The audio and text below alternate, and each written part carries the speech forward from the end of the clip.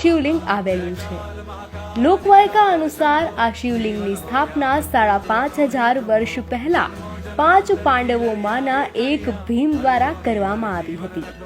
ભીમ જાડા હોવાથી શિવલિંગ ધીંગેશ્વર મહાદેવ તરીકે પૂજાય છે।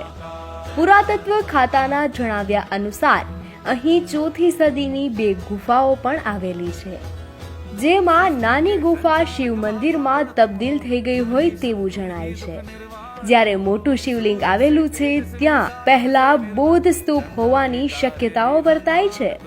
બરડા ડુંગરની ગોદમાં અતિ સુંદર અને રમણીય વાતાવરણમાં આવેલ ધીંગેશ્વર મહાદેવ મંદિરને કોઈ ભવ્ય સ્વરૂપ તો નથી અપાયું, પરંતુ પૌરાણિક મંદિરને તેની ગરિમા સાથે જૂના બાંધકામમાં સાચવવામાં આવ્યું છે, જેથી દર વર્ષે અહીં હજારો ભક્તો દર્શનાર્થે આવતા હોય છે અને સાથે જ ધન્યતા